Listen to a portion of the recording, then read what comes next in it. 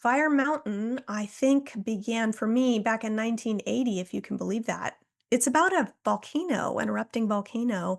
And of course, 1980 was Mount St. Helens, right? I was 12 and just watching all of it. It was a very public catastrophe, which started out as almost like a lark. People were really interested and entertained. And then they realized, wow, this is a problem.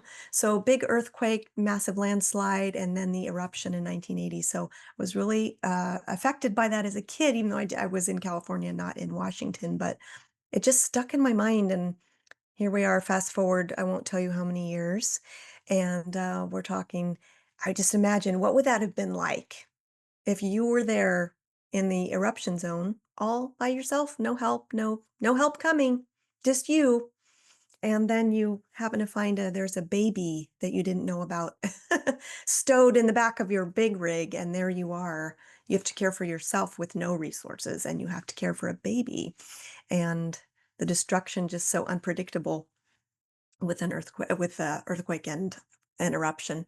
So that was really fun to write about. It kind of brought me back to my 12-year-old days when I would just watch that on TV unfolding kind of before our eyes. Bloodhounds are just amazing, right? They're like noses with dogs attached kind of thing. And I remember reading a case about that they're starting to use, like, for people with special needs who may have a tendency to wander. They're doing little scent kits now, and the person, the homeowner or the caretaker has that scent kit, so that if the person goes missing, you get that bloodhound, you open up the scent kit, and off they go. And I remember thinking, wow, that's pretty amazing. Bloodhounds are just astonishing. And I have a big social media family, and it's amazing to me how many people have bloodhounds, but they're challenging dogs. They're not really, fluffy pets that you just, you need to know what you're doing with a bloodhound. So I thought that would be really fun to pair a somewhat naughty group of bloodhounds with a very serious job that they do and kind of see what happened. So that was fun. There's a situation that Bo has that's very unique, that very few people, it's a condition that very, very few people have. So it was really interesting to write about that. It affects memory.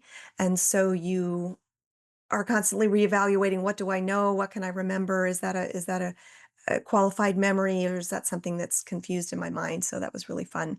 The bloodhound in that book is visually impaired, believe it or not. So they have their own seeing eye companion who is a retrained livestock dog, Phil.